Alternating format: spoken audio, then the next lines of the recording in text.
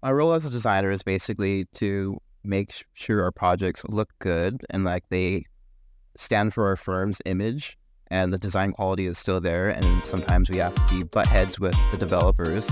What's the deal with all those old school real estate agents teaching outdated marketing techniques and living in the past?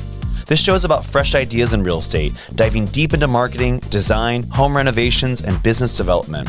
But we also talk about lifestyle, health, travel, and just living an incredible life. Because the fastest way to financial freedom and fun is through real estate. It's time to build up your real estate business, serve way more clients, and have a blast doing it. Hey guys, how's it going? It's Seth Stroopsma here with What's the Deal? And today we're going to be talking about design again. I love design, but this is more of the exterior. And if you're an agent who's listening, this is a great way to really become competitive, a competitive edge for when you have a listing that might need a little bit of work, or if you're a flipper or a small developer who is trying to really enhance the image or the look of a property or a project that you're doing. And also we're going to talk about kind of what's really trending right now in the apartment realm, whether it's, I won't dive into it, but I'll let Josh talk more about it. But sit back, relax, and enjoy. We're about to get into some more design stuff. All right, guys, welcome back to another episode of What's the Deal with Seth Stroopsma. Today, we're in the studio with my really good friend, Josh Nunnally. Josh and I have known each other for quite a while now, and he is a past client. He is a colleague. He's a friend. We've gone out for drinks. We have worked on many projects together, and I just brought him on the show today. We're going to talk all about architectural design. Josh, welcome to the show. Thank you for having me. Of course. So, we go back quite a few years now. I remember you bought your first condo from me way out by Cowles Mountain, and it was actually, we just talked about this, but it was a 1-bedroom condo. It was what you could afford, and you're like, I will make this work. I will make this look beautiful, and I will make it look amazing, actually. And that's exactly what you did. And honestly, what did we do? We sold it like a year or two later, and maybe 2 years later, it was the highest. Yeah, it was great. So. It was awesome. I mean, you did a great job. And then you went and bought another place and bought an Airbnb or turned it into an Airbnb. And that was like super successful and sold that, made some good money on that. So I think a lot of this all relates to your design and your design, just aesthetic and mind. And you're just so talented with this. And I think, a lot of people see a project and they think, oh God, that's never going to sell for that much, or this property is never going to sell for this much. But design sells. Design is what actually makes something look incredible and sell for prices that we've never seen before. And so that's why I wanted to bring you on today, because you and I have worked together several times on projects that I've done and have achieved, honestly, what some thought was the impossible for price point. And I just want to share with everybody how talented you are and talk about really kind of the different aspects that you could be useful for people, and then just using your knowledge and hearing you about what you do. It's great. So let's dive into it. So we've worked together as an agent, but also as an investor. And so first things first is, as a listing agent, how can you be useful and helpful, and what have we done before in the past for listings? And I just want to kind of tee it up for you to take it off for that. Okay. Well, I think what we've done in the past has been very successful. Is like we basically can create this image, a 3D rendering image of the original property you have, and basically show the client how it could potentially look like, and that will give the vision to someone else that doesn't understand what they're purchasing or something like that. Mm-hmm. Yeah, I think like we've worked before, it was difficult because a client was hesitant to wanting to spend money or didn't really see the image, and you whipped something up and changed the color of the house, the landscaping, you made it look amazing. And we executed on it with using Compass Concierge, which is like a loan program that Compass offers. But tell me, what kind of initially would you use or think of when you see a place? What's initially your process that you think of or do to make a place pop or look different or curb appeal? What are kind of like your things that you go through to start with? Yeah, so basically they start with talking to the client and just basically understanding their budget, what their vision is, maybe some Pinterest boards, and then go from there. Like it's very easy to understand from all that process and kind of everything that I gather, and then I just basically think about it constantly and throw it down onto the computer and go from there. Okay. Yeah. So Pinterest is like... Pinterest is key, I feel okay. like. I love Pinterest. Pinterest, that girl, she's crazy. Pinterest, she's crazy. She has every idea out there. Yeah. Yeah, I mean, I know we've, like, that's actually, like, how we've worked together is, like, I don't necessarily know exactly what to do, but I'm like, I think it should look something like this. And again, that's working with just me as a creative mind as well, like, but it's so easy for you because I feel like I show you something and you literally just make it look amazing using the ideas. So, you know, agent who might want to hire you could say, okay, great. You know, this is a 1960s home and we want to make it current for now. And, you know, what else do you do with the rendering? I mean, do you do just the exterior? Do you do the landscaping and the lighting? I mean, what else? It depends on what they're looking for, but I basically could do it all. I could do the interior design, the layouts and plans like that. I can do the exterior, landscaping, even like graphic arts if you need it. So anything design related I can do, and I just do it that way. What exactly for the interior do you do? So I do some of the layout. So if we have a floor plan, let's say that's kind of like funky or wonky back from the like 50s. Funky and wonky, I like wonky.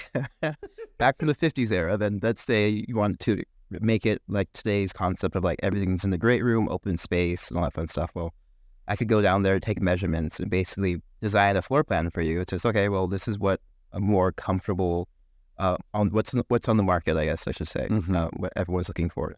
Yeah, and I think, I mean, and not necessarily needs to be done per se, but can show a potential buyer. Exactly. Hey, like, we're selling it at this price, but this is what you can do, and just helps show for sure. But you also do like landscaping out the exterior landscaping, you do lighting on the outside, the hardscape, whether it's like the concrete or the pavers or whatever else you choose.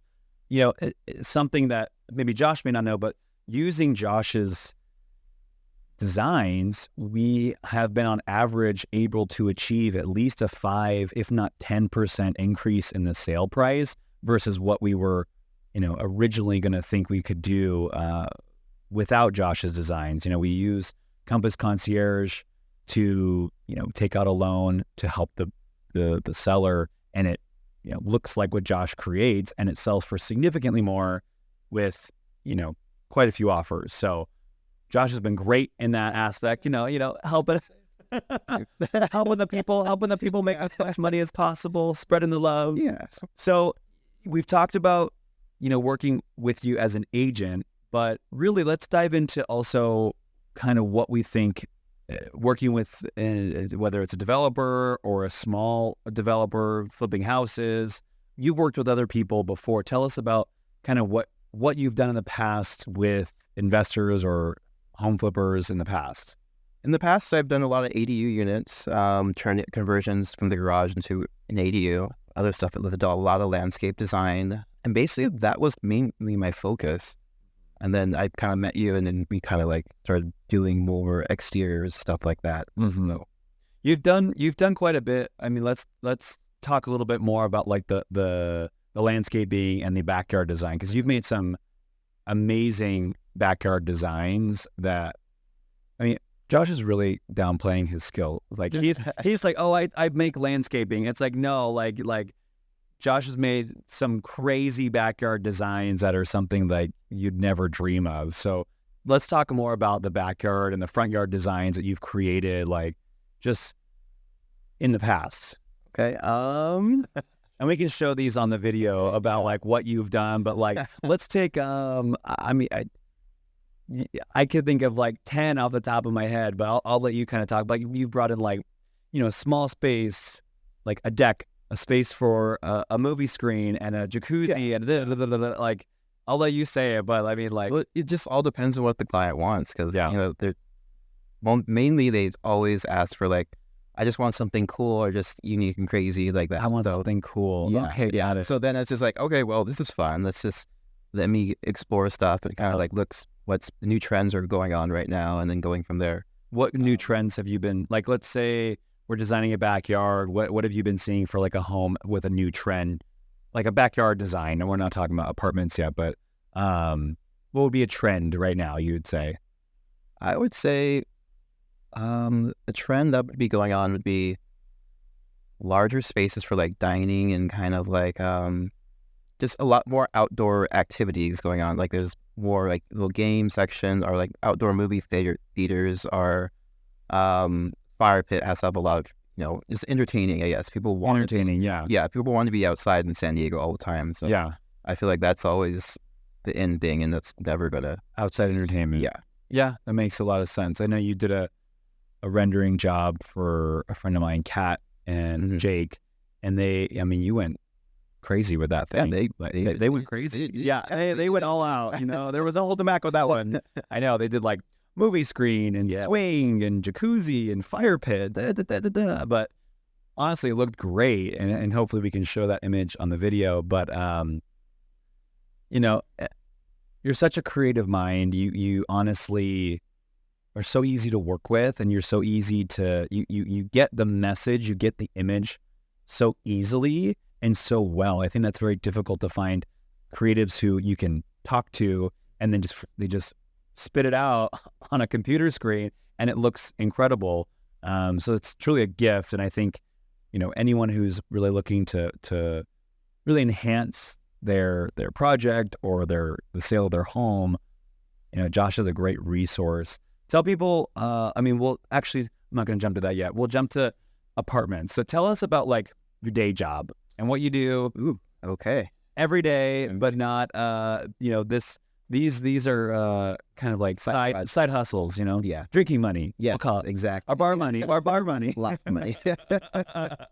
Okay, so basically I've been at my job for 10 years. I work at a firm in Solana Beach, Stephen Dalton Architects. I love it. And I'm an architectural designer there and also an interior designer too. So we do a lot of multifamily buildings in the area. You've probably seen some, Washington Crossing. What are some of the names of the projects you've done in Hillcrest? Because I feel like everywhere everyone knows Washington Crossing. Washington right? Crossing. Across the street from the Great Maple. Oh, yeah, right across from Yes, Yes, which I love. That was a difficult site, but it's really... Hey, it looks really good. Yeah, it stands out. Yeah, it stands out. What else have you done? In Hillcrest. There's one Arborcrest that's over in Hillcrest, but it's on 3rd Avenue, I believe, in the neighborhoods. It's another really cool one we did. And they're just scattered from there. We have Casa Verde's a new one in North Park. We have... What about the one where North Park Brewing is in? You did that one, right? Yes. I forgot that name, but we did that one too. That one's near Bonds. Did a lot. Yeah, we're all over the place. So many you can't remember. Yeah. So, he's being so modest. Like, there's so many, and I just like, I'm like your biggest cheerleader. I'm like, girl, you designed all of Hillcrest. Oh my gosh. Yeah. So day to day, what's your role at the firm? My role as a designer is basically to make sure our projects look good and like they stand for our firm's image and the design quality is still there. And sometimes we have to be butt heads with the developers because a lot of times they want to like cut costs around stuff. I'm like, no, you have to have this here. And, so we do a lot of stuff like that, colors and just the fun stuff.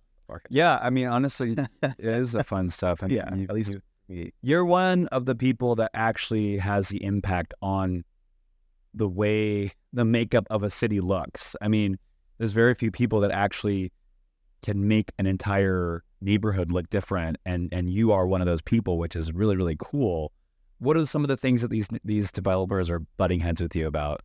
It's always about budget, so they want to eat everything. Developers, yes, don't want to spend money. I know, we want all this gold and glitz and glam. We want it for like Amazon price. Yeah, yes. But we have Amazon budget. We want Amazon stuff. I like Amazon. If it looks good. Amazon isn't bad. We can't knock it, actually. I mean, hey, Amazon works. Amazon works for some things, but not for building a building. Okay. Yeah. So, I mean, so some of these projects are 5 units, 10 units. Well, how big are these projects that you've worked on in the past? It depends.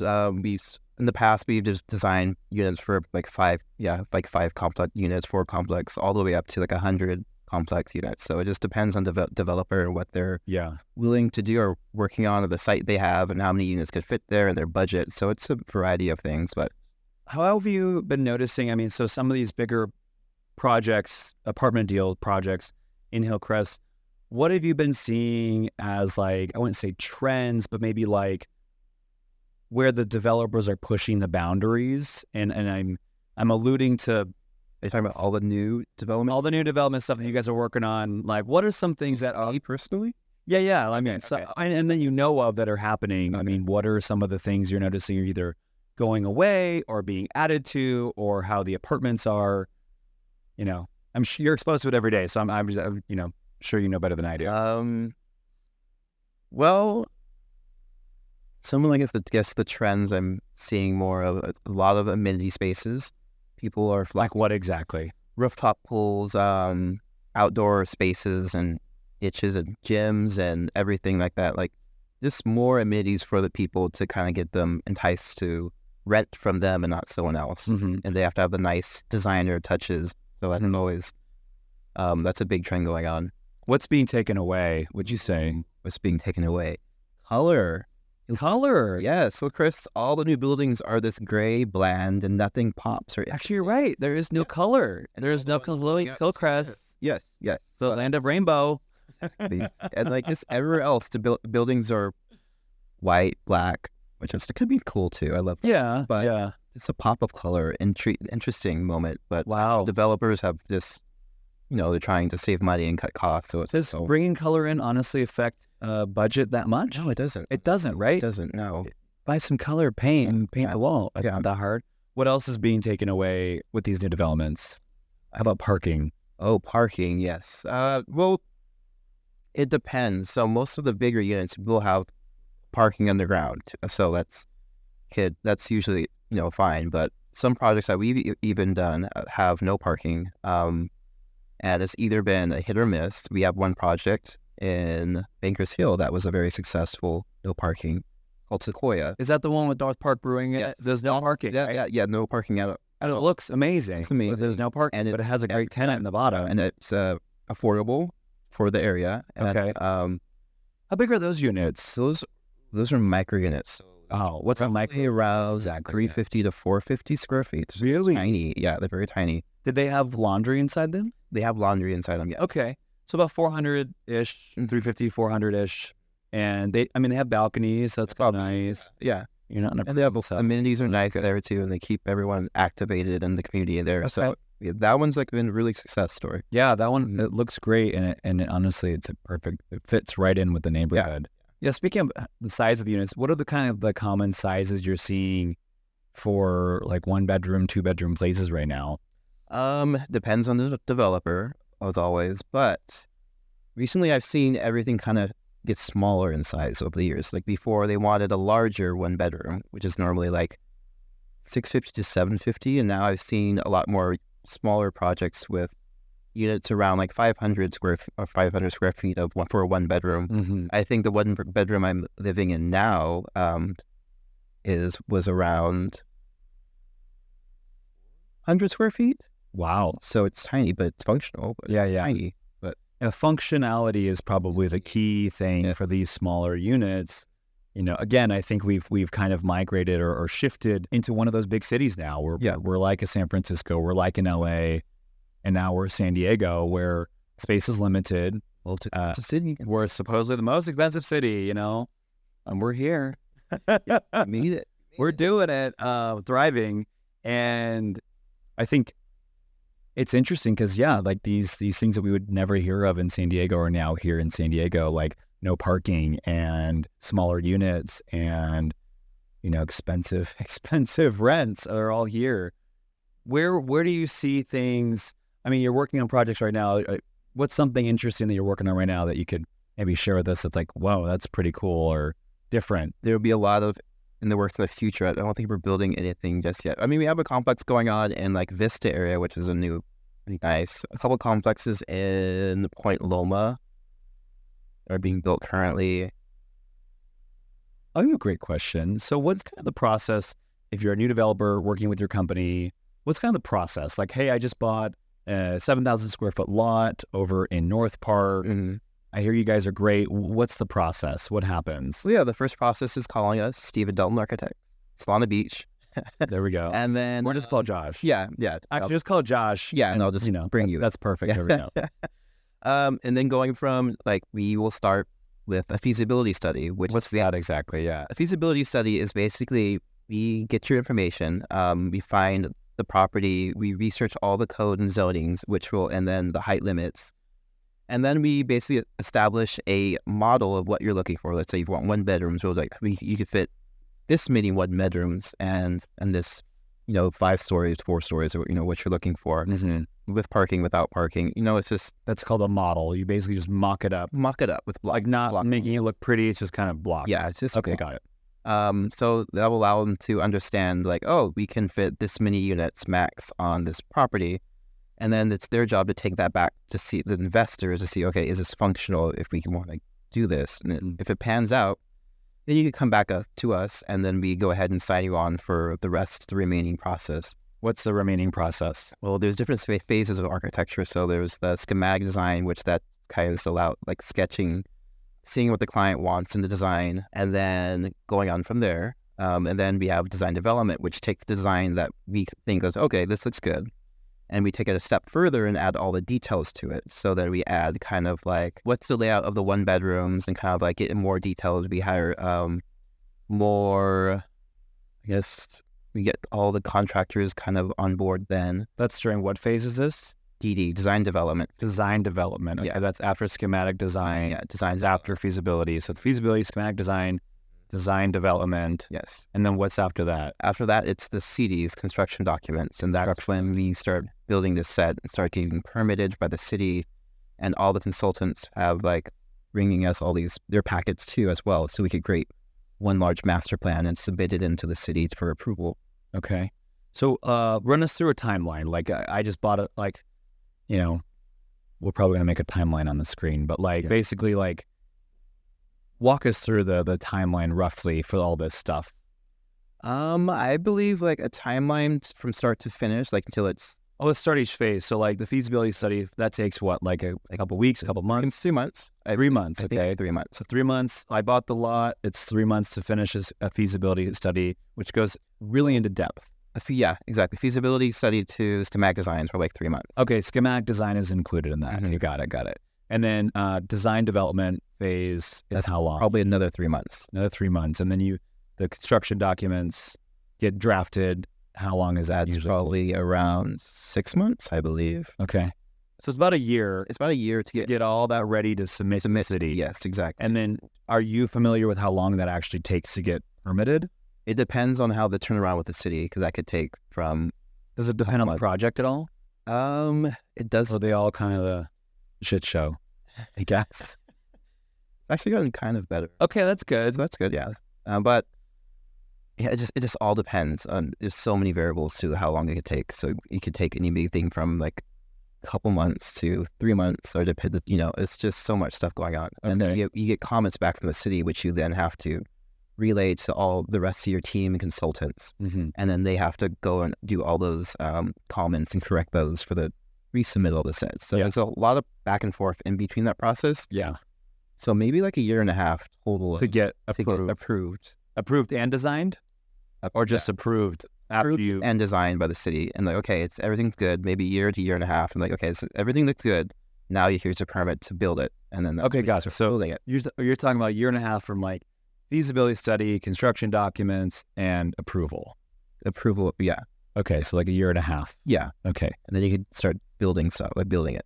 Okay, got it. So maybe it's not 3 months, 6 months, maybe something in between there. Yeah. It depends. Depends on the project. Depends on probably how fast the developer gets back to you. Depends on, Exactly. how much they're paying you. Yeah, exactly. Okay. Exactly. The drinks they're giving you. It's true.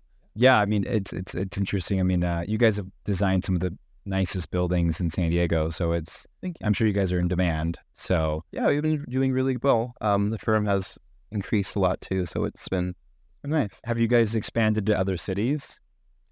We have done some studies up north in like LA, but not really there. Mostly San Diego. Yeah. So we have projects in Vista, Oceanside. We also do custom homes too. So we have a lot of beach property, beach homes we do. Oh, that's right. That's right. Rancho Santa Fe too is a big one for us. Okay. So yeah, Solana Beach, Encinitas, Carlsbad, Wow. Del Mar, La Jolla, just everywhere.